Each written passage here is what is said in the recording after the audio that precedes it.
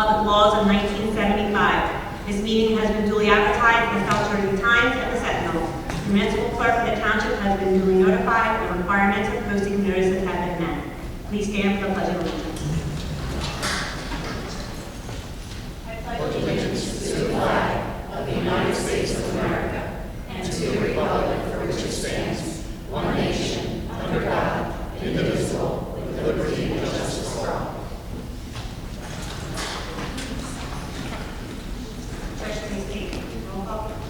Jaglini? Here. Cunningham? Here. Doyle? Here. Brown? Here. Lloyd? Here. Wilson? Here. Smith? Here. Starr? Here. Fregoso? Here. We have a quorum. All right, there's no need for executive session tonight, so we're going to go right into our presentation. I'd like to make a motion to approve the opening of the public hearing. Do I have a second? Second. All in favor? Aye.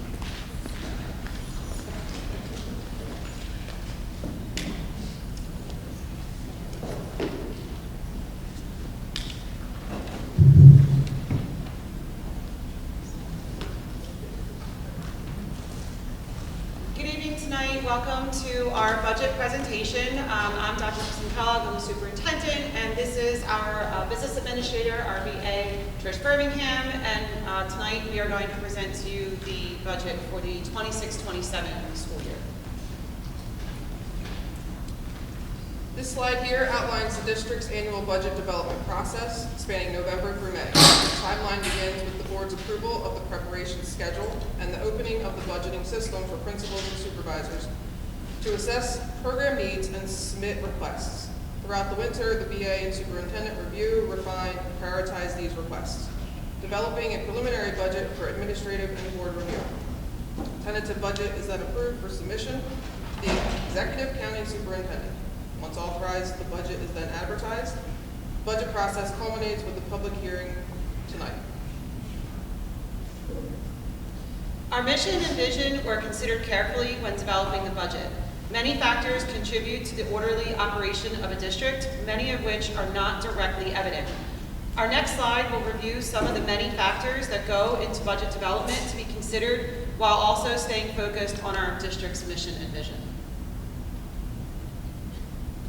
So during our budget development process, the main priority was how we can maintain orderly operations and still address our mission and vision, which is providing needed services to students while also closing a budget gap. Listed here are just some of the many factors that were considered during this process. Some of these factors were able to be adjusted by us as a district, such as moving professional development costs out of the direct budget and over to grant funds, reviewing our subscribed services carefully to determine where we could be more efficient on what we weren't currently using, and other factors.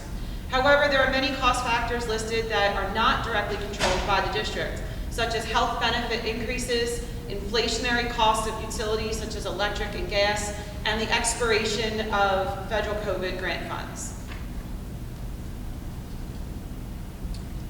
And here we highlight some of the district's efficiency efforts, which are efforts to maximize efficiency and reduce costs through shared services, cooperative purchasing, and strategic use of external programs.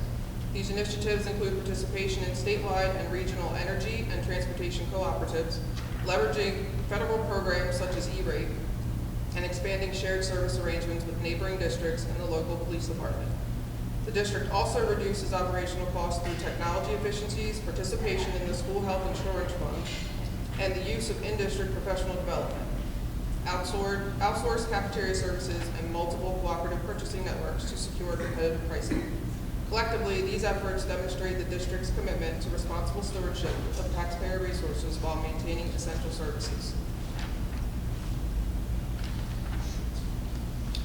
This slide of efficiency efforts compares the district's total budgetary comparative cost per pupil to the Gloucester County average and highlights Franklin's continued cost efficiency. For 25-26, the county average is $19,998 per pupil, while the township of Franklin's cost per pupil is significantly lower at $16,261, approximately $3,700 less per student. Importantly, this lower cost is not simply the result of having fewer students. The NJDOE metric removes non-comparable expenditures and standardizes the calculation across districts, allowing an accurate comparison of core operating costs such as instruction, administration, and required services. Franklin's lower cost per pupil reflects sustained efficiency efforts and disciplined budgeting, not reduced enrollment alone. Slide 7 highlights the major functions supported in the 26-27 budget, including core instructional programs, essential technology systems that keep classrooms and operations running, and the staffing required to provide teaching, student services, building operations, transportation, and extracurricular activities. Together, these elements represent the foundational resources needed to operate the district safely, effectively, and in compliance with state expectations.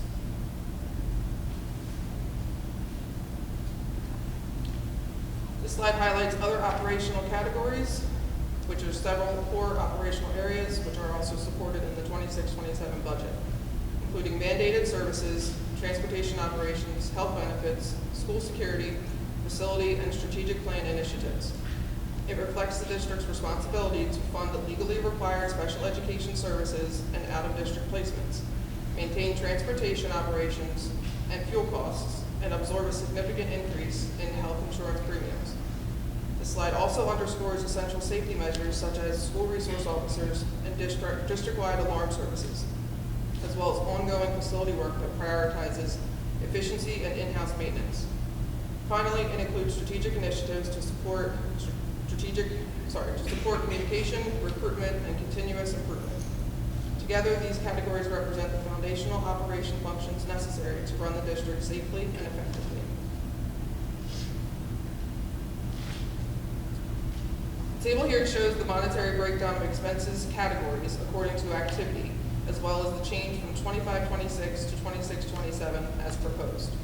More detail of activity items will be given on the next slide.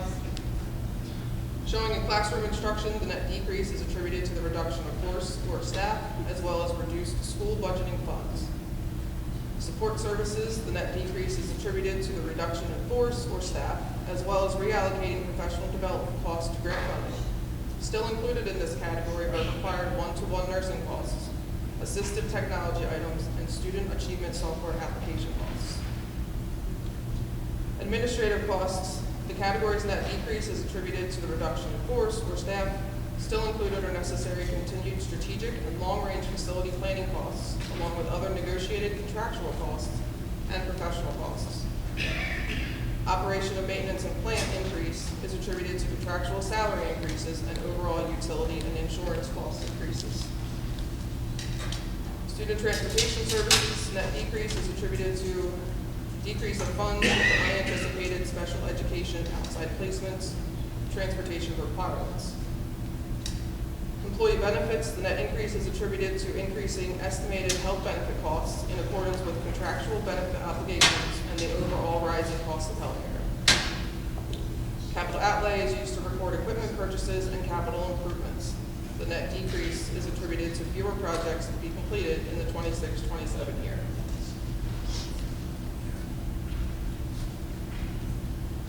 Slide 10 shows the pie chart of the previously detailed activities as a proportion of the full budget as categorized. Classroom instruction includes expenses directly related to the classroom, such as teacher salaries, instructional supplies and materials, and out-of-district placements or tuition-related costs. Support services include supplemental expenses related to the teaching process that are designed to assess and improve students' achievement, such as assisting the instructional staff with the content and process of providing learning experiences. Administrative costs include Board of Education expenses such as New Jersey School Boards Association membership, workshop and conference costs, board docs, insurance, legal and professional costs such as auditor, architect, engineer, and school physician, advertising, telephone, technology shared service contract costs, and principal, secretary, superintendent, and business office salaries. These expenses are associated with the activities of establishing and administering policy for operating the school district, the schools, central services, and technology services. Operation of maintenance and plant includes expenses associated with required maintenance, custodial services, care and upkeep of the grounds, and security. Student transportation services includes expenses related to transporting students between home and school, including supervision of transportation services, vehicle operation services, monitoring services, and vehicle and maintenance services. Employee benefits include FICA tax, PERS pension liability, workman's comp insurance, health benefits, health waiver payments, disability insurance per contracts, and tuition reimbursement. These benefits are related to payroll and salary pay. And capital outlay is district-wide equipment items, infrastructure projects, and/or assets with a value greater than $2,000.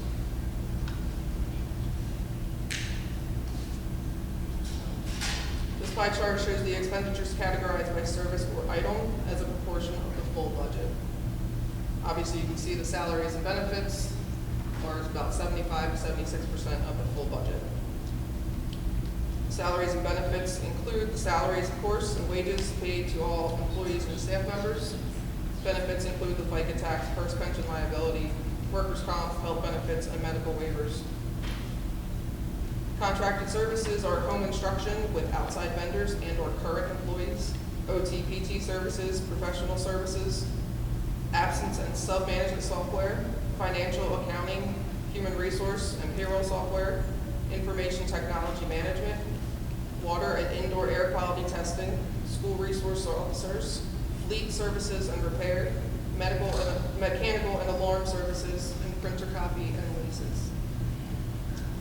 Other purchase services include mileage reimbursement and travel expenses, student information and food service management software, telecommunications, insurance, newspaper advertising, school administration, and BOE professional memberships and publications, aid in lieu of transportation payments, and joint transportation agreements.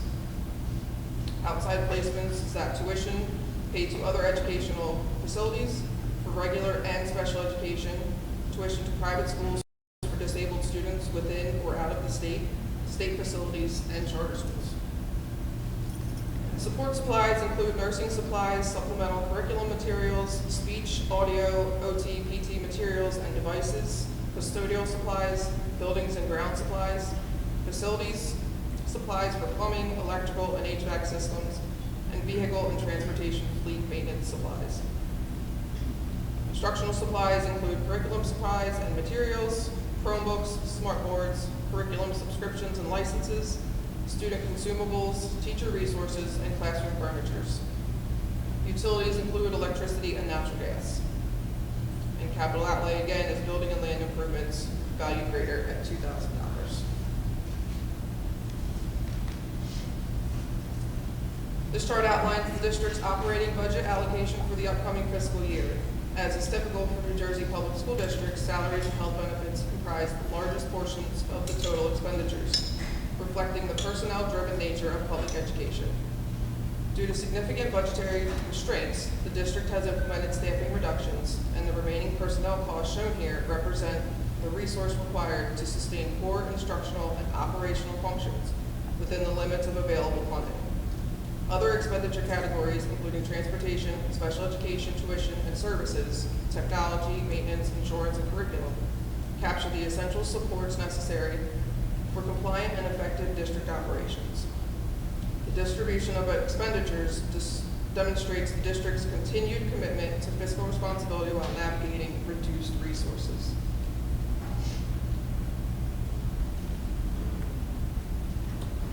Slide 13 represents a detailed analysis of the 26-27 salaries and staffing distribution across the district's employee groups.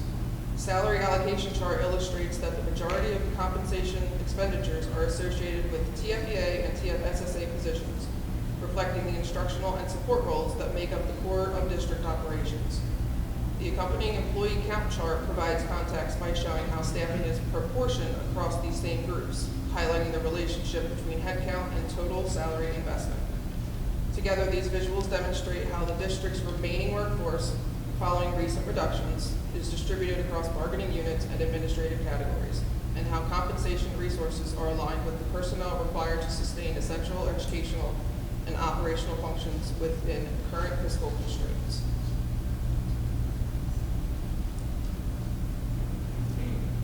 This slide outlines the staffing and operational reductions included in the 26-27 general fund budget. In addition to the elimination of positions across instructional, support, clerical, transportation, and maintenance areas, the district has also reduced several non-personnel expenditures, including supplies, district-funded field trip costs, transportation-related time, and certain tuition contingencies.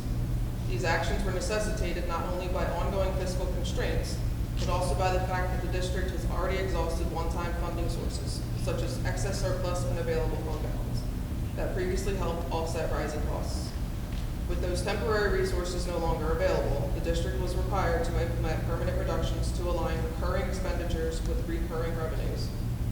Collectively, these adjustments reflect the district's continued effort to maintain core services while responsibly managing limited and diminishing financial capacity.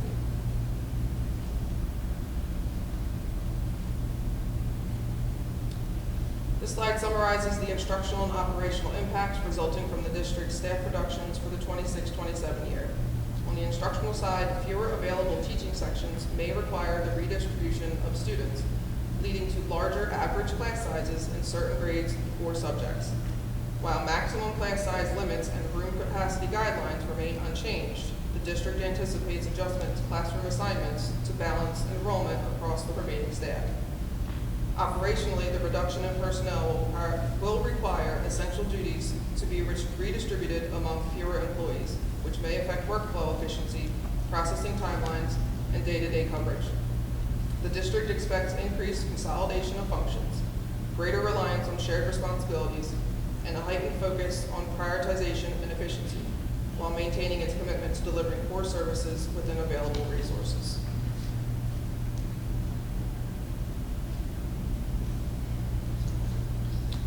This slide provides a summary of the district's anticipated revenue for the 26-27 budget and highlights a significant decline in total operating resources.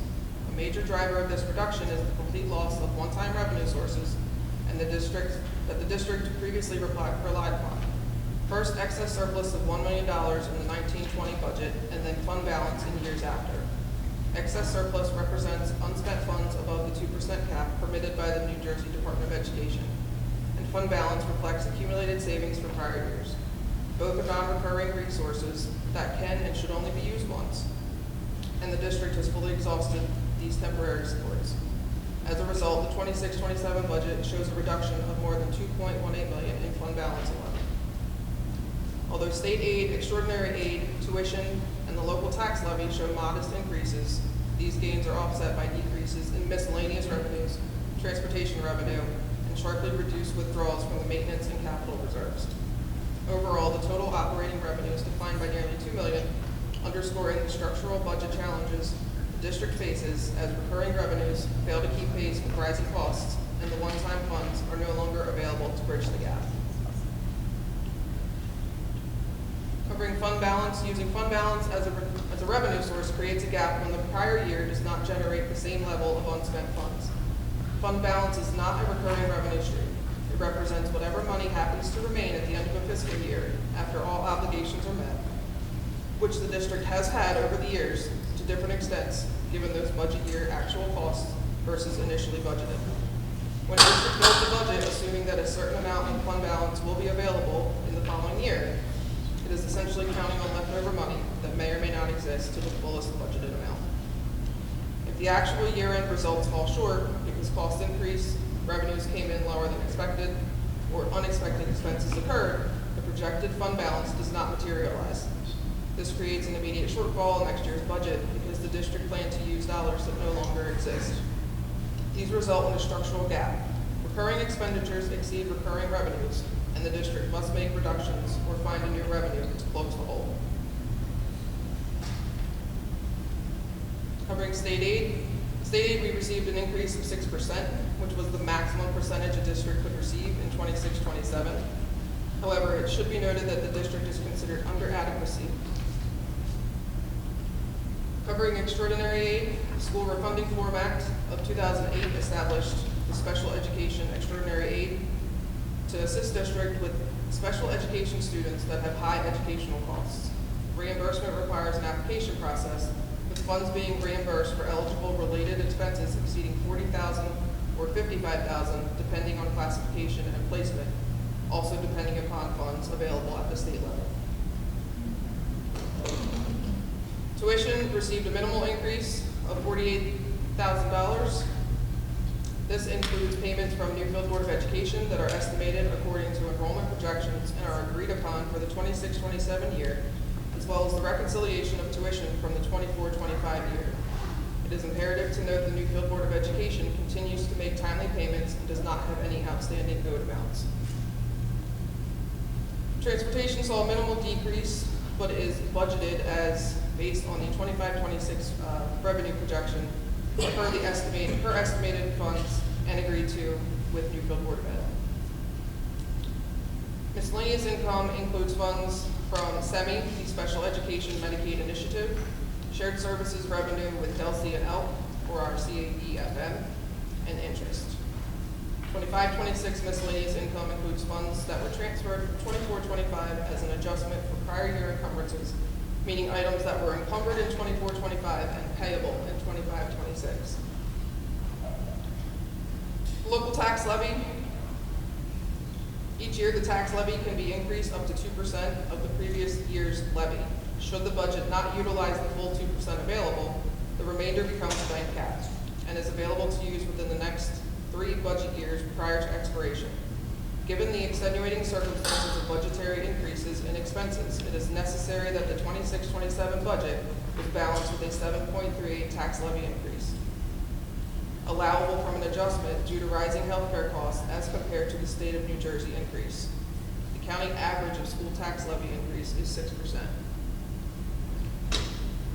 Covering reserve funds, minimal funds from the maintenance reserve are being used to support the general operating budget expenses related to district-wide required maintenance.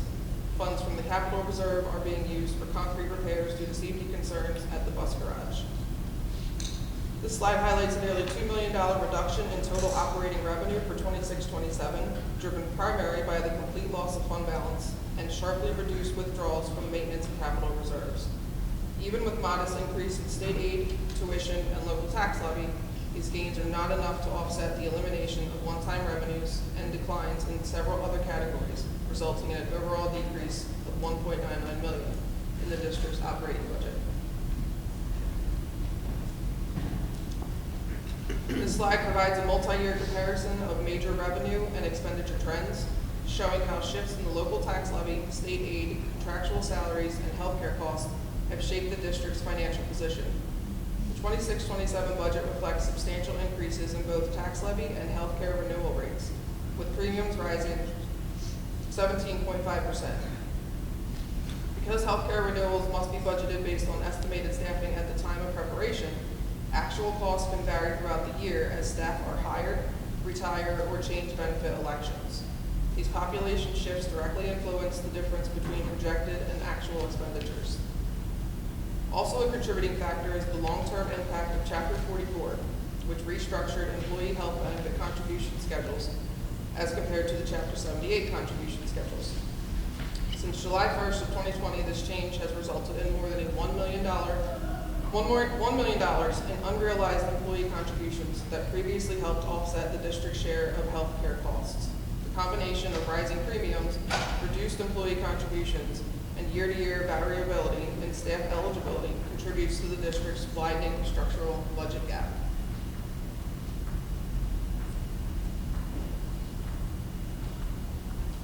This slide explains how the district's 26-27 tax levy increase exceeds the standard 2% cap due to state authorized adjustments. Because the state projected a 31.9% increase in health insurance premiums, the district was permitted to apply the health care cost adjustment, allowing a levy increase above the 2% limit. The slide also notes the expiration of previously unused bank cap, which can only be applied for 3 years after it is earned. Combining the allowable 2% increase with the healthcare adjustment results in a total tax levy increase of $967,954, or 7.38% for 26-27.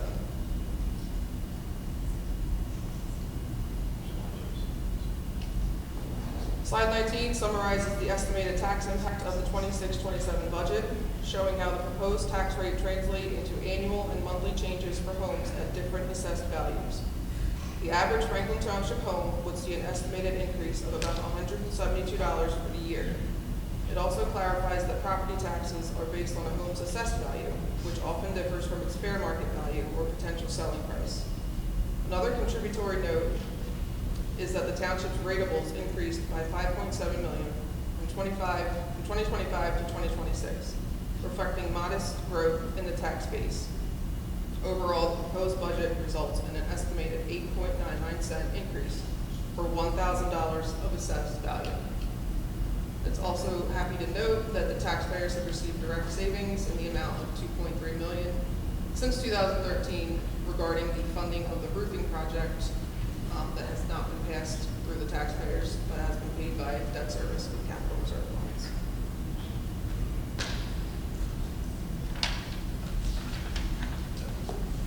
The school district is the heart of a community, directly influencing property values, which influences community composition. An investment in your school district is a direct investment in your property and your community. As superintendent, I will always advocate for getting what we need to run the school district property, but I'm also a New Jersey taxpayer, and I understand there's a delicate balance between the two. However, I do feel like it's one of those things where you get what you pay for, and I do advocate that we support our schools because it's an investment in our community. So I want to take the time to thank the Board of Education for their volunteer work, making a commitment to making our schools the very best. I want to thank the staff for doing more with less and never wavering in their commitment to the kids is what is so important. To the administration for their countless hours we have spent in meetings these past few months and their absolute detailed laser focus and attention in helping to create ways that we can save money and to construct this budget. I want to thank the parents and the community members for their endless support of what we're all trying to provide for our students and investment in our community. And finally, I want to thank the students for working hard and always representing Franklin Township the best that they can. Thank you.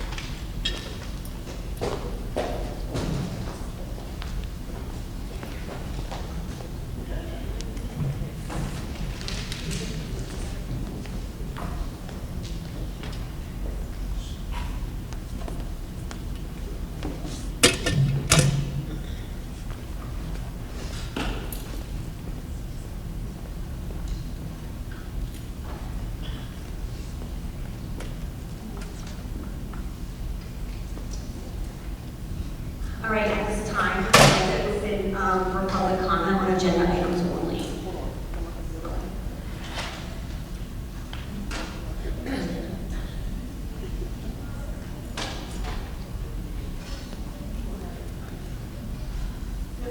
We're not open yet. Oh. 1 second.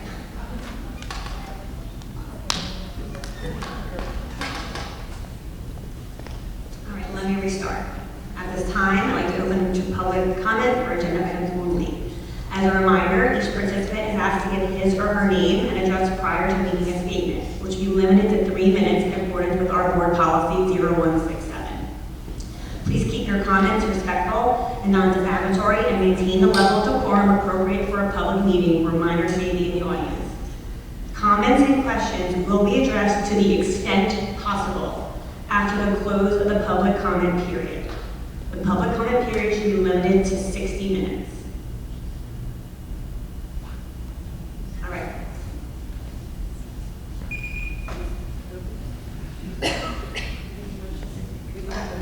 Make a motion to open to the public.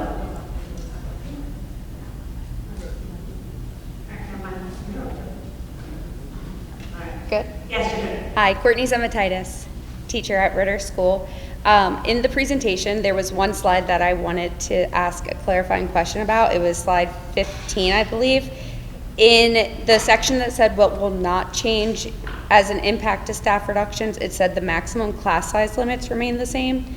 According to the board policy, it does not specify class size, so I was wondering if I could get some clarification on what the class size that we will not increase past would be. So we will address, if we can, at the end, after everyone's public comment. We're taking notes and your concerns are being recorded. Okay, thank you.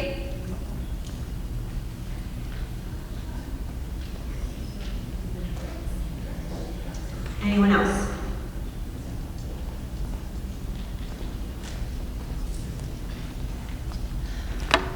Good evening. My name is Stacy Swope, and I'm the proud president of TFEA.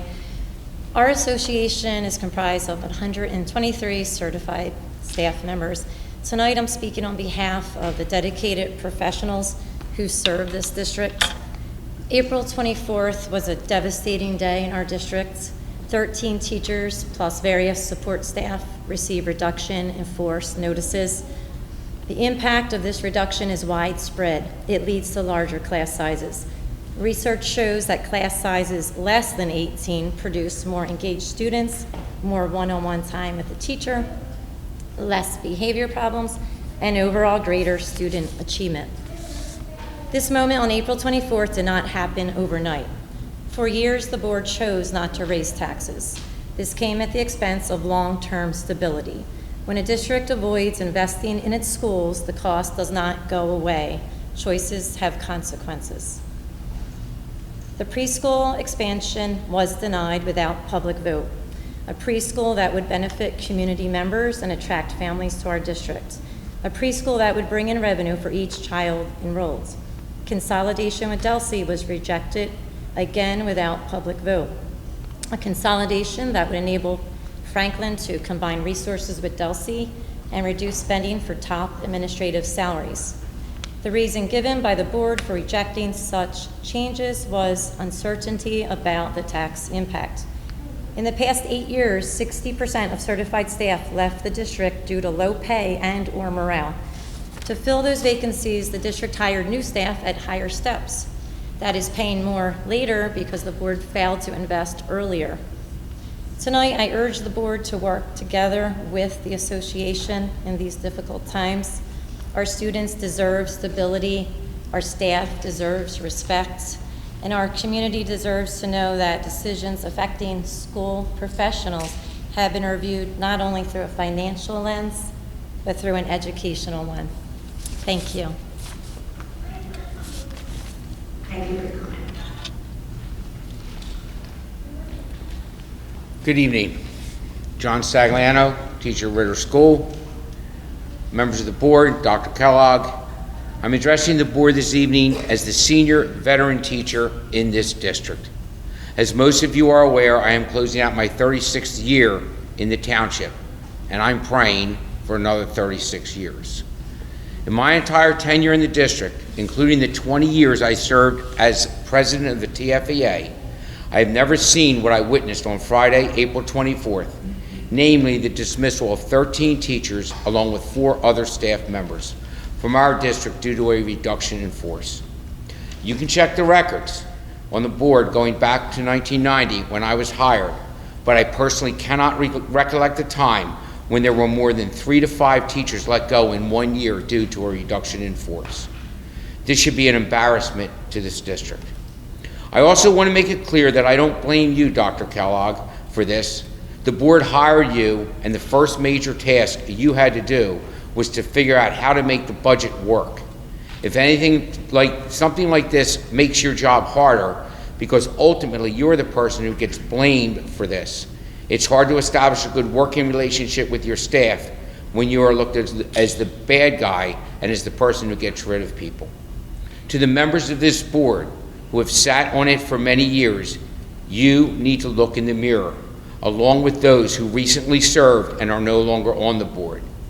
Over the past 8 years or so, you have hired, at the recommendation of the former superintendent, many teachers at Step 18, the top of our guide. These are all good teachers and colleagues who came to the district with years of experience, but you had to have known that eventually we would have to pay the price for these decisions. We have a salary scale for a reason. Granted, the salaries are the lowest in the county and some of the lowest in the state, but hiring people and having them climb the ladder help keep the budget in line. This is a fact that can't be ignored.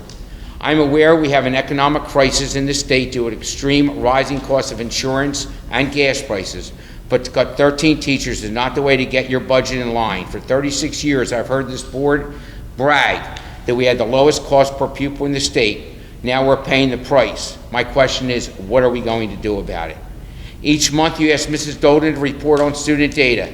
Many of you know I am not a data person, but there is one piece of data that should be true. The smaller student-to-teacher ratio, the better the results. Apparently that piece of data has been pushed to the side, if it matters at all. All this being stated, we need to find a way to make this work better.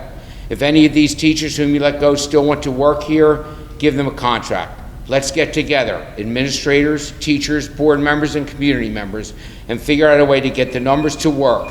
Building the budget shouldn't be all on the superintendent and the BA. It shouldn't be all on the board either. It should be a combined effort. I have 3 sentences left. May I continue? May I continue? Thank you. There's 3 sentences left. In these difficult times, we should be working together for the good of the district and, more importantly, for the good of our students. I'm sure we can all agree that it won't be good for our students to be in crammed classrooms and lose additional instruction. It's not about the data and the ridiculous test scores. It's about our children. Let's fix this. Thank you.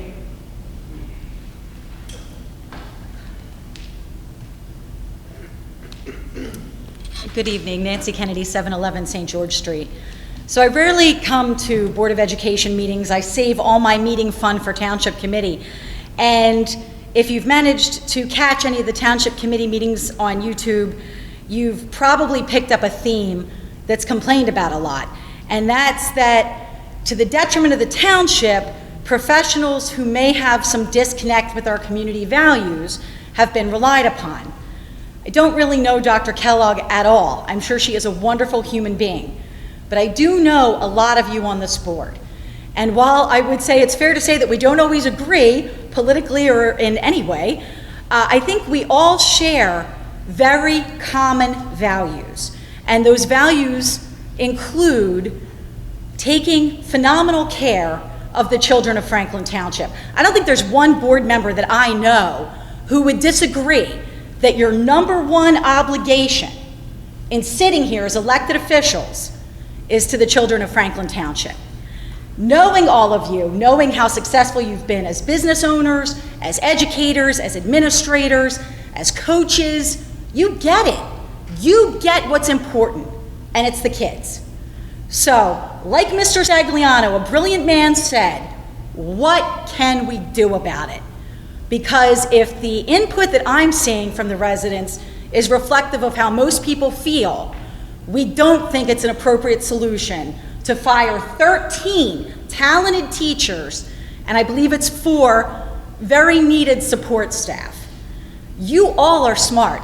You all have roots in this community, and you know what it takes to get it done. Please, tell your administrative staff, this isn't going to fly. We are not the school board who cuts 13 teaching positions and turns around and gives the administration significant raises at the same meeting.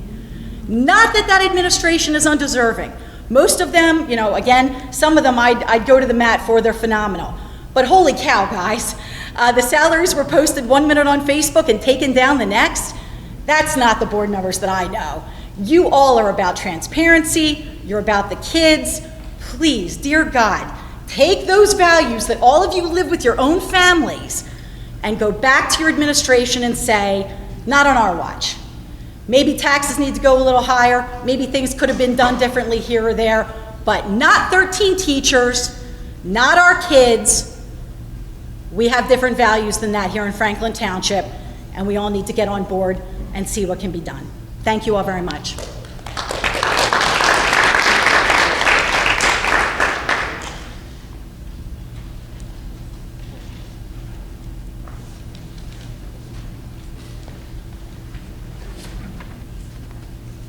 Good evening, Jason Brandt. It's quite disappointing that you've chosen to implement this 3-minute rule. when you rarely get members of the public that come here to speak. Your policy on public participation states that the Board of Education recognizes the value of public comment on educational issues and the importance of allowing members of the public to express themselves on school matters of community interest. 3-minute rule does not reconcile with that statement.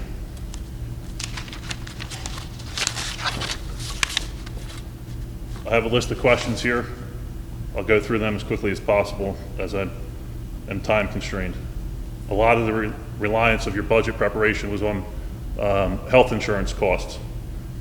What other health insurance options did you look at, if any? Are those options available to the public to view?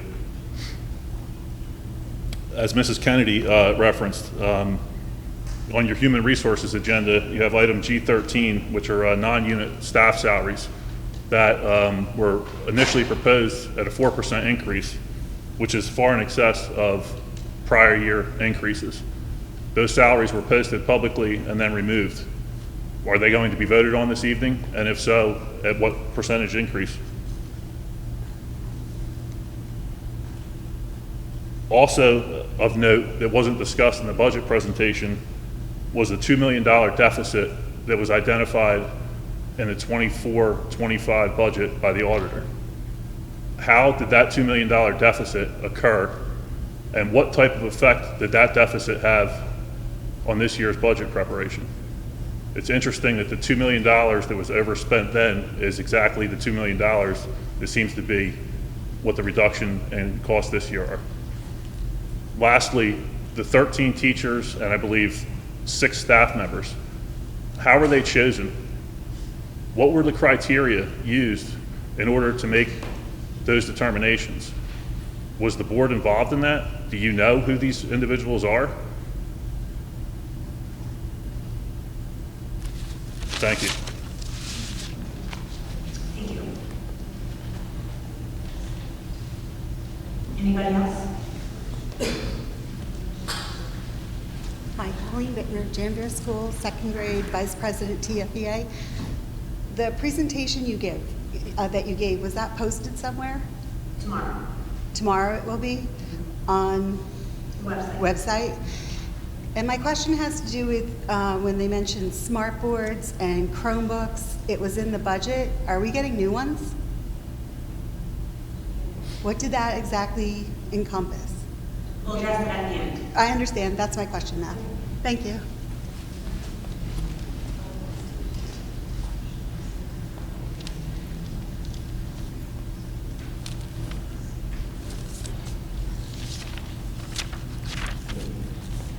Good evening. My name's Lisa Heenan, 166 Trimmel Avenue. Tonight I'm here on behalf of my children. I have 3 children in the district. And what I'd like to say to the Board of Education are these pressures that were addressed in the presentation, such as healthcare and transportation, are not unique to this district.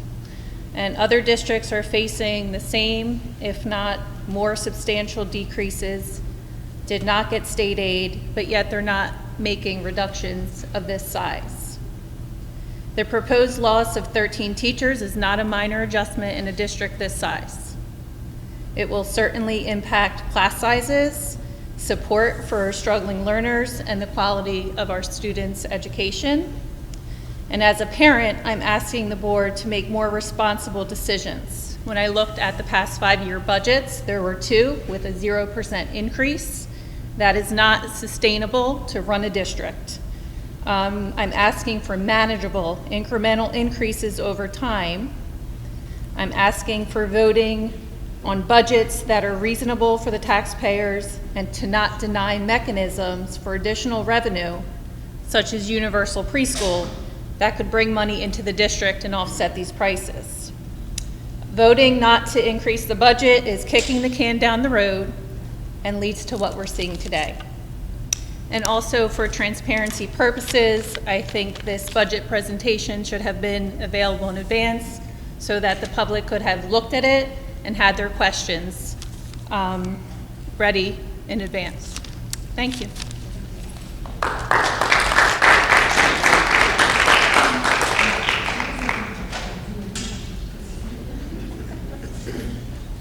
Hi, Sarah Thurston, 2735 Tuckahoe Road. I just have one quick question. I come from the private sector, and I was just wondering why there was no email sent out to everybody to see, are you getting ready to retire soon? Are you going to quit soon? Perhaps you could have reduced the force through attrition before laying people off. That's it. Thank you.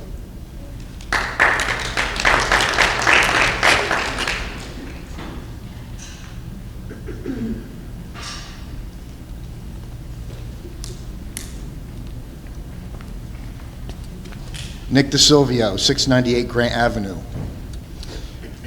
Just from an outsider looking in, looking at the budget presentation, it seems that you got increased state aid, the ratables went up, and you cut salaries, but we still have a 7.5% tax levy increase. When I was on this board, I had a heart attack at 1.5%, and now you're going up to 7.38%. I just want everybody to know here on this board that you don't have to feel obligated or guilty to vote one way, okay? You got to remember too that this is, you're responsible to the taxpayers of this town, okay? And I just want you to know that don't feel pressured to vote any way, because I was in the same boat you are. I had nervous stomach every time that I had to vote some certain way. Michelle knows that.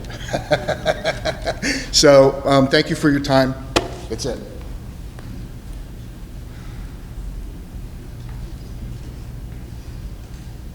Any additional members of the public?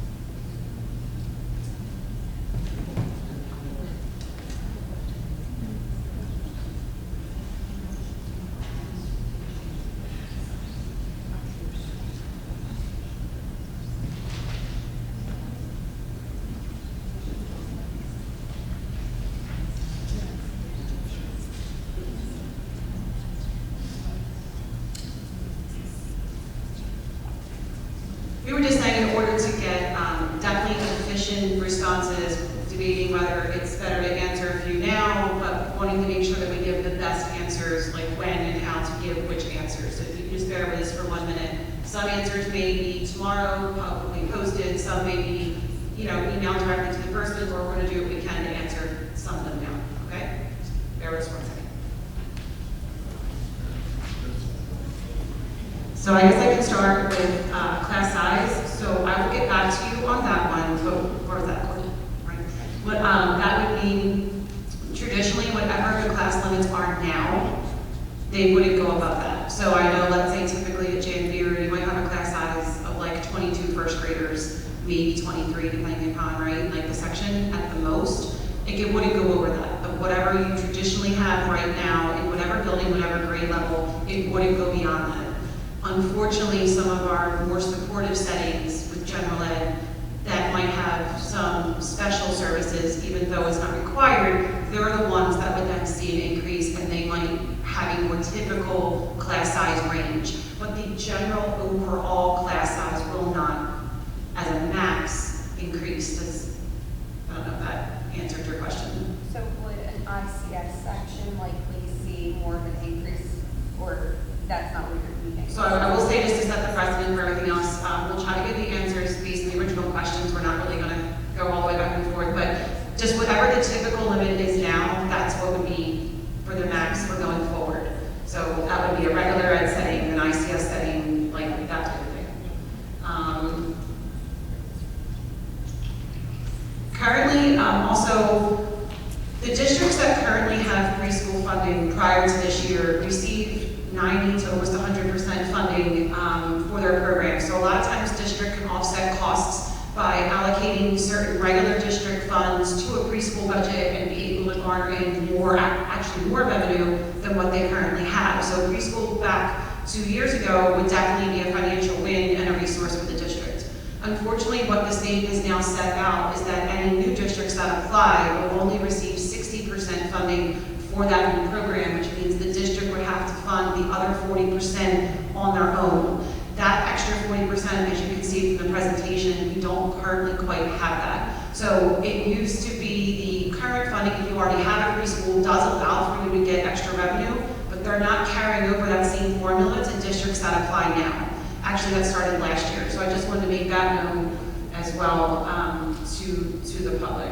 I think Ms. Fregoso has a comment. Yeah, just to address the comments regarding administration salary, we are currently in negotiations and no numbers have been put forward. I can't talk about specific personnel here in public session, but I can tell you that we've joined in on shared services for certain personnel, which allowed us to have cost savings for our district. I also, let's see. Smartboarding Chromebooks, we have to budget for a certain replacement cycle, so it was asked about, is everyone getting new ones? That would be yes and no, meaning as the Chromebook cycles go through, there always has to be money for the replacement, so as they age out, we want to replace those that have aged out. So it's a recycle, it's a replacement pattern, and there is money budgeted for boards that go down. You get replacements if your board goes down in your classroom, so there's money allocated for that. Is it a whole new fleet for everyone? No, it's just the typical allotment for cycling of maintenance. We did approach, and the question about asking about retirement, that was made known that each union was asked about like the situation and about concessions, and if anybody, I know the building principals definitely, kind of were trying to find out if anybody was even closely, even remotely considering retirement. We absolutely would prefer to do something through attrition. However, no one applied for retirement. So yes, if there was an opportunity to replace something through attrition, that would have been our first choice. But unfortunately, no applications for retirement came across our attention. So that was pretty much all I can answer right now. There are a few other things that I do have highlighted on here that I will get back to certain people and put out, but that's all I have for now. Do you have anything else for now? Just one comment about those who are concerned about the tax rate. Just so you know, us around this table, this is a very stressful few months. Very stressful. We don't take this lightly. We do put our kids first, which is why we need to raise taxes. Because if we didn't, there would be more cuts. So we did what was best for our kids and educating our future. Just to know that.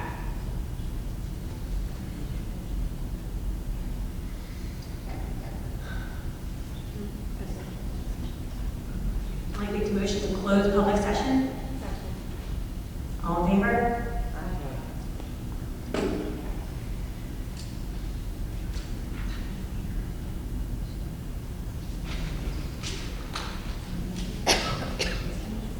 All right, moving on to reports. I don't have a present report, but Dr. Kellogg, you live in here, monthly report.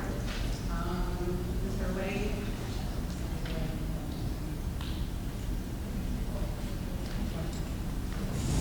Can we skip me and go to? Mrs. Shanklini, do you have any updates regarding the JSBA? I just wanted to let all of you know that if you look at the daily clips on the school board website, a lot of questions answered recently regarding conflict of interest on the board and whether or not, it was through the ethics committee. What do you call that? The school ethics commission, stating what a conflict is. There was some kind of wild questions, like if you're living with somebody who's only, is that they're not your wife, can you still, like there were some interesting questions. So if you get a chance, if you're bored when you read it, it'll tell you some fun stuff. That's it.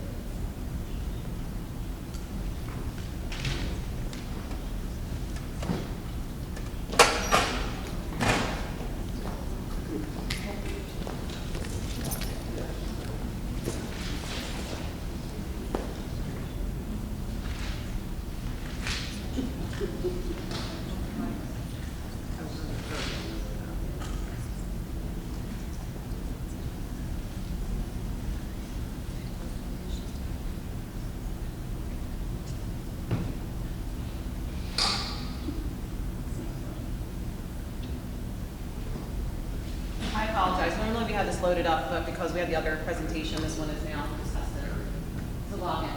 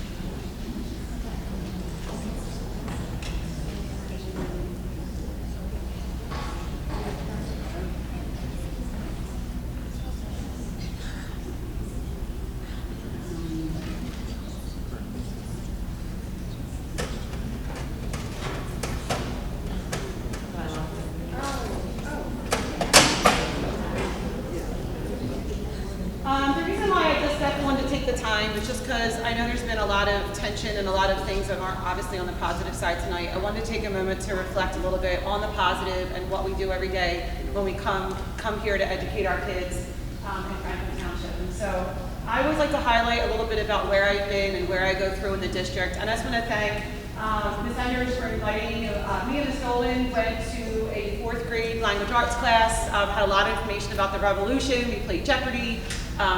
Challenge the kids. I was laughing, I was nervous, I was going to lose to one of the kids, right? Like, reminding me that Are You Smarter Than a 5th Grader vibe, and that's a lot of pressure. So Lacey, me and Jamie teamed up and we tried to do the best we could to hang tight with those kids with our Revolutionary War knowledge, which was, I definitely was sweating that out. So thank you, Ms. Enders, for making a fun activity for the kids and for us.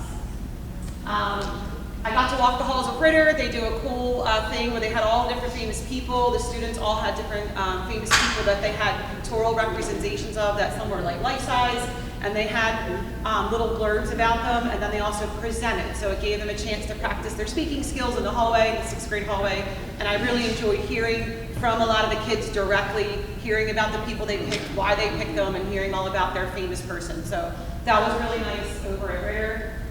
We had another big county last reunification exercise for the year. We won't do another one until the fall.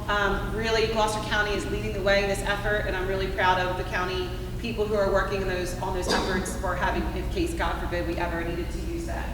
And then finally, on an ultimate happy note, we did go to Gloucester County Institute of Technology. They host the Teacher of the Year celebration for all of the Teachers of the Year in Gloucester County. And when you walk in, I asked everyone to please meet me in the parking lot.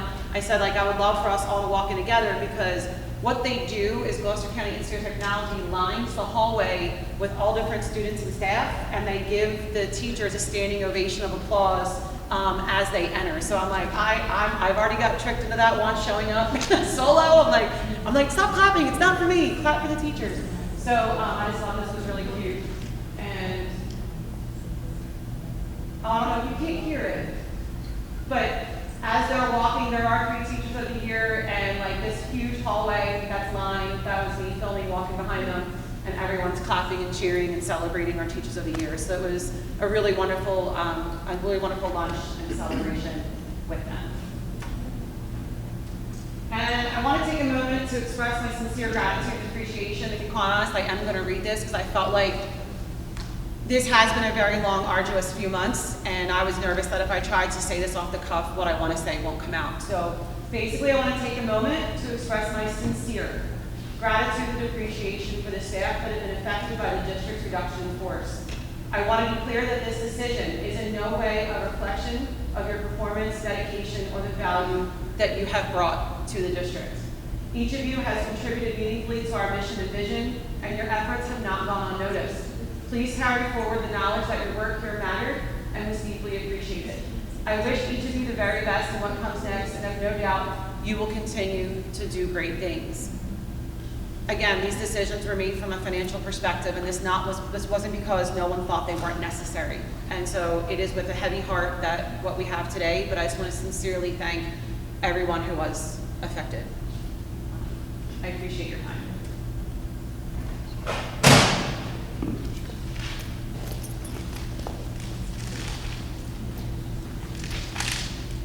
Thank you, Dr. Kellogg. Any board liaison reports? All right, seeing none, we're going to move on to approval of minutes. Make a motion to approve the minutes from March 18th and March 23rd. Do I have a second? Second. All in favor? Aye. All right, human resources. Has everyone had a chance to look over? What is the reason we don't have a closed session to discuss G tonight? To discuss what? G. Section G. Yeah. There are a couple things on there we didn't go over at the work session, I thought. What did we go over at the work session? Non-unit and 15. The job description? Job description, we no, we went over the job description before. Yeah, we did, because that was just one word, remember? I mean, you should know. The non-unit, I don't remember reviewing that in the closed session.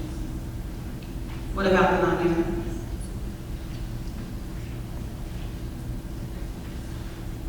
Wait a minute.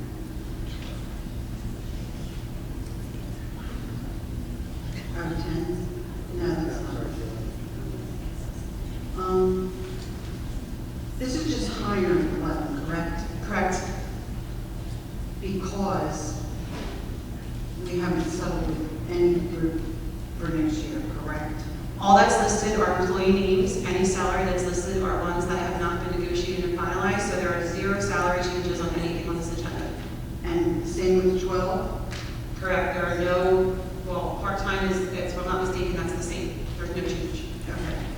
So this has nothing, No, there's no financial financial. in 12, because I just don't remember talking about that. Correct, and that's why there's no financial changes listed on tonight's agenda for that reason. Correct.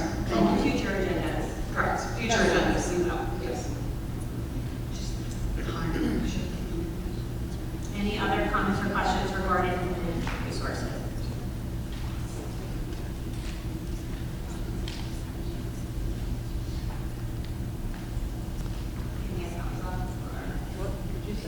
Any other questions or comments? Reading them, make sure I don't. I said, yeah, I shut my mic off, that's it. All right, so I make a motion to approve human resources items as recommended by the superintendent, G1 to G18. Do I have a second? Roll call. Lloyd, Yes. Wilson, Yes. Smith,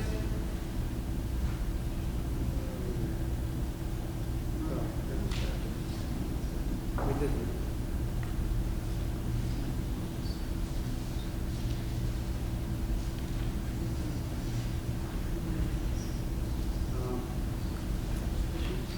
Yes. Stark, Yes. Shailene, Yes. Cunningham, Yes. Doyle, Yes. Brown. Yes, but no to 11.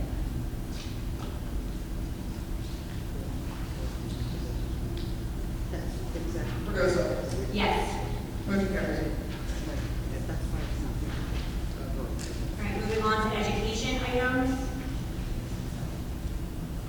Any board member questions or comments? All right, I make a motion to approve the education items as recommended, sorry, I talked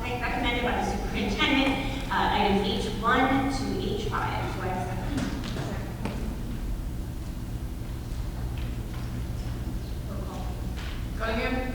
Yes. Doyle? Yes. Brown? Yes. Lloyd? Yes. Wilson? Yes. Smith? Yes. Star? Yes. Cheng-Ling? Yes. Fregoso? Yes. Motion carries. General Administration Superintendent's Report.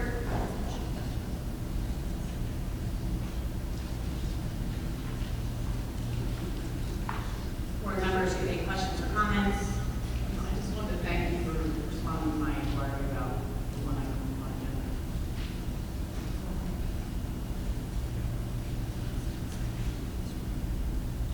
All right, seeing none, I make a motion to approve district information items recommended by the superintendent, I-1 to I-6. Do I have a second? Trish? Smith? Yes. Star? Yes. Cheng-Ling? Yes. Cunningham? Yes. Doyle? Yes. Brown? Yes. Lloyd? Yes. Wilson? Yes. Fregoso? Yes. Motion carries. Right, operations?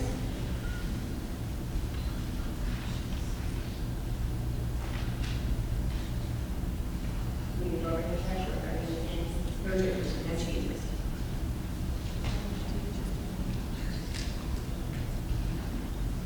Board members, any comments or questions? I just want to clarify what you said, the as and that 4% for grade list has not been. Can you speak to the microphone? I'm sorry, I didn't even say this. Sorry. Sorry, just person I would listen.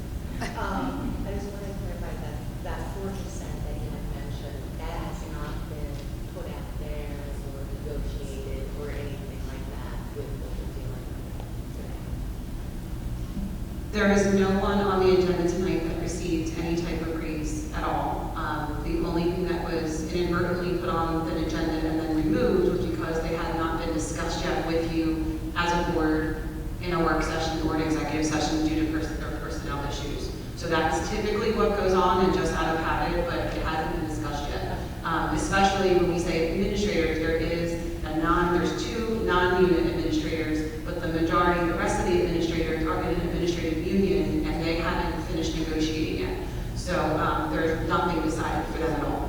So unfortunately, sometimes misinformation gets out to the public, and thank you for clarifying that. Well, yeah, I just, Yep. it's a position we're in, so be very careful. Yep, so that's nothing on the agenda for tonight. Any other questions for operations? All right, seeing none, I make a motion to approve operations agenda items recommended by the superintendent, J1 to J17. Do I have a second? Trish? Star? Yes, I have 15 from grade 15. No. Cheng-Ling? Yes. Cunningham? Yes. Doyle? Yes. Brown? Yes. No to the whole thing? Just pick what you want to say next.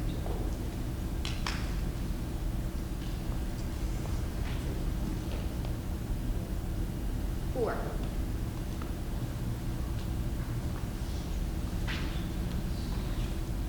To which number?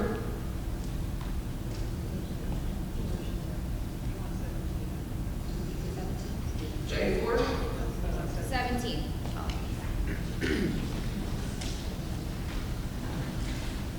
And to confirm, yes to everything else. Yes. Thank you. Lloyd? Yes. Wilson? Yes. Smith? Yes, no to 17.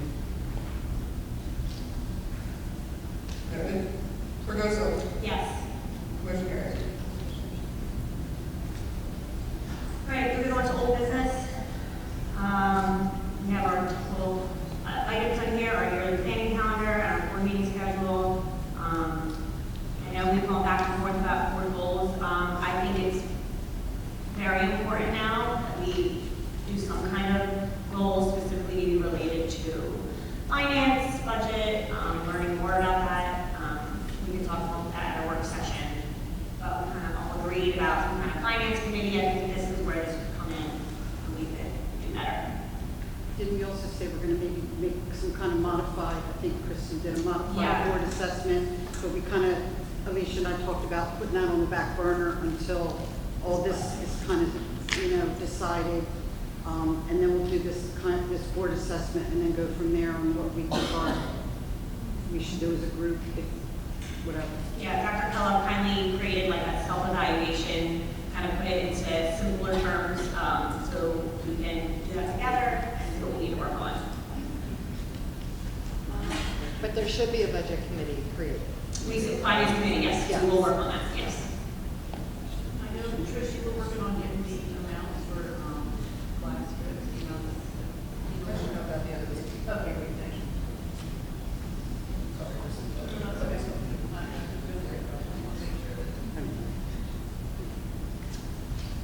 Any other old business?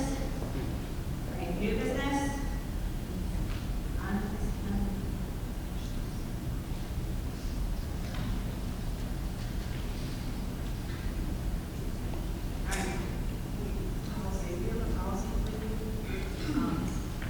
The question was, are we having a policy committee meeting? I don't have one currently scheduled with all the negotiations, but if we want to get together a date that we think works, maybe there's 2 different negotiation dates in May, maybe like June, we could put something on the books. So if the policy committee, if you want to like start an email with us, and then let me know when you're available, and then I can get a mutual date that works. Okay. Yes, sounds good. Let me start that.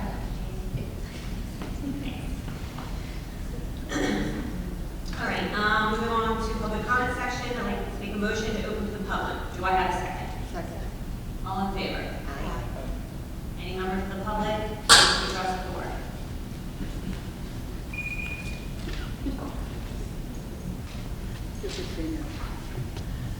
Thank you for not answering any of my questions. There was a comment about misinformation as it related to the 4% proposed salary increases for the non-unit staff. Someone prepared an agenda. Someone put in salary increases of 4%. I have it right here. The numbers are here. They were put into the agenda. They were subsequently removed. It's not misinformation. It was posted.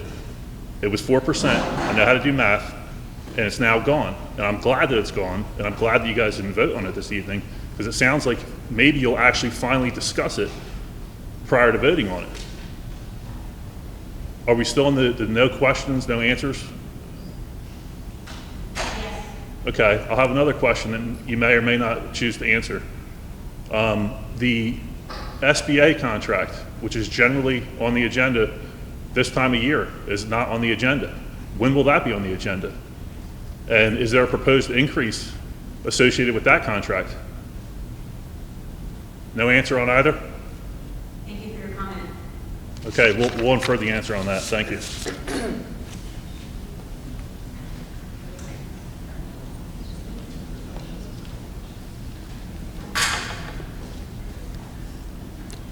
I'm just going to move this. Do not discuss personnel matters in public session.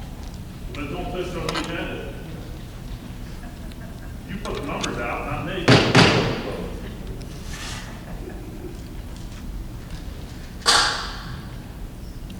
I'm sorry. Go ahead.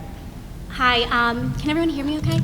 Melissa Van Dyne, TFEA. I just had a couple of questions after you reviewed your first answers to the public. Can anyone, and I'm just not sure, are we considered a Title I school district still? If,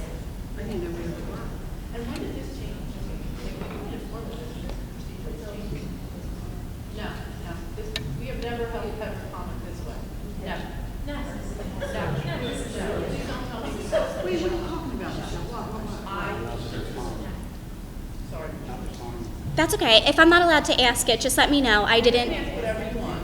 You can. Is that your only question? No, so I just wanted to make a comment after that. If we are considered a Title I school district, a lot of the members of the public brought up about class sizes. I believe there are certain regulations, according to New Jersey law, whatever you want to call it, about class size not exceeding certain numbers. I just wanted to make sure that that was going to be on everyone's mind when class sizes needed to be adjusted.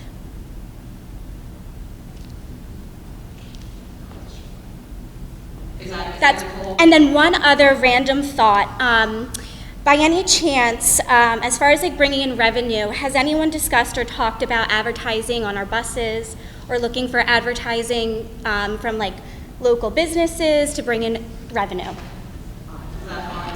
Yep, that was my only questions. Okay, thank you. We do receive Title I funding, but we are not considered a school district-wide Title I district. So yes, I think one of the parts of the slide presentation said for the maximum class size, I know there's not a direct policy, but it was about continuing what was here, but also within state applicable code or policy. So yes, if we were school-wide, we would make sure we were applicable with all codes and any type of regulation that we would need to do. Because yes, schools that are underperforming, Title I schools, do have smaller class size requirements than regular. But we don't have a Title I designation as a district. So we'll definitely make sure that all of those codes are absolutely adhered to. Any that apply to us, because again, things can always change and it's dependent upon your, of course, like free reduced lunch population, which has to constantly be reviewed to make sure that we are up and compliant with all of that. Revenue, I don't know, I think 3 of the buses have a test ad already, up to 5 buses that do have ads already, and we are getting more. So that just came about 2 or 3 months ago, that we are getting advertisers, local advertisers, and they are starting to advertise on our buses, bringing in revenue for the district. So absolutely, that's a great idea, and we are actually doing that now. It's only 5 out of the whole fleet of like 21. So,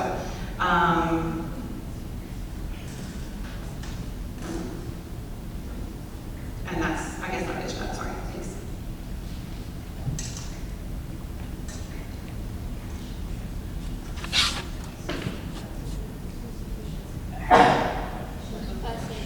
Okay, John Stagliano, once again. Okay, I'm sorry. I just want to, I've obviously been at many board meetings for many years, right? And I don't always want to agree with Mr. Brand on things, but I don't understand why suddenly we're at a 3-minute. I know that's always been the rule. I know it's always been there, but this board has always been very transparent and very accepting in allowing people to speak. Mrs. Starr, when you were president of the Board of Education, Mr. Shanklin, when you were president of the Board of Education, okay, it was never an issue. If somebody talked for 3.5 minutes or 4 minutes, it was never an issue. And I would hate to see that this board goes to that kind of a situation where somebody who has a prepared statement, which I was, 15 seconds over, 20 seconds over, should be cut off in the middle of that statement. I just don't think it works for the public. This board, okay, those of you who have served on this board for a long time, we've been back and forth. You know I've been back and forth with you about many things. But I just encourage you, let's keep that transparency open. Let's keep that discussion open. Let's not close it down. I just think it's important that if a member of the public has a question or one of your teachers has a question, and again, you've answered the question. I'm not saying that. I'm just saying that the cutoffs, the stops, okay, your statement is, 15 seconds, 20 seconds too long. It just doesn't bode well for this board, and you've never done it in the past. And I would hate to see it happen now. That's all I'd like to say. Thank you.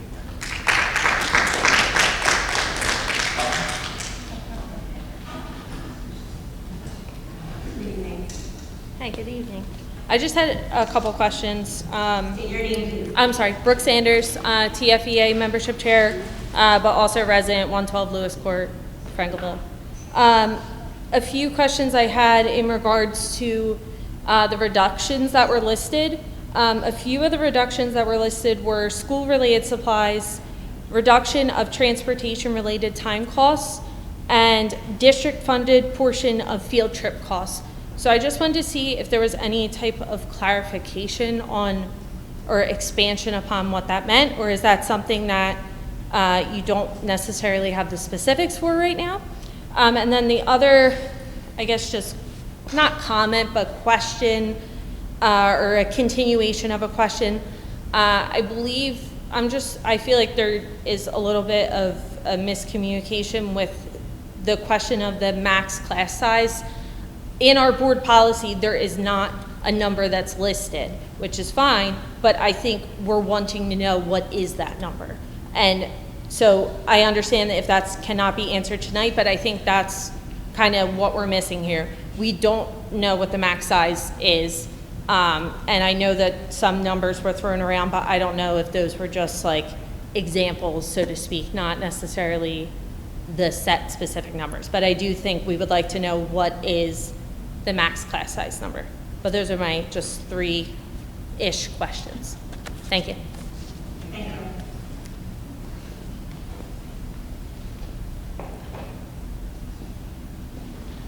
Anyone else from the public?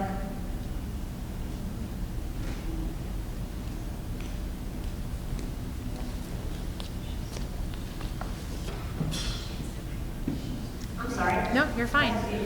Kim Davis. I am a parent of 3 children in the district, 3653 Tuckahoe Road. I just have a couple questions in regards to student enrollment.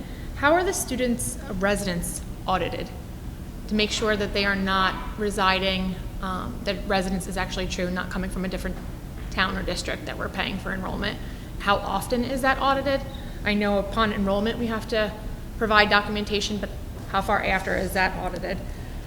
In regards to student tuition from outside Franklin Township, will that be increased along with taxes, for instance, if they're coming from Newfield?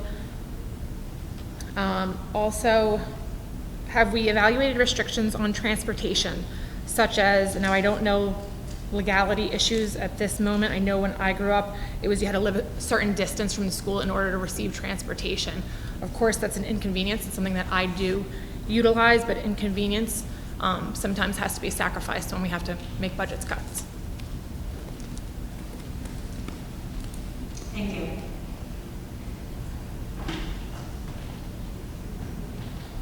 Anyone else from the public?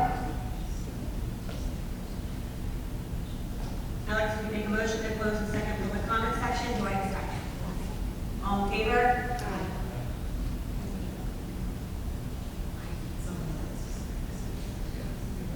Yes. So for those who need to answer or address some of your concerns, Dr. Kellogg will be doing some research and will be reaching out.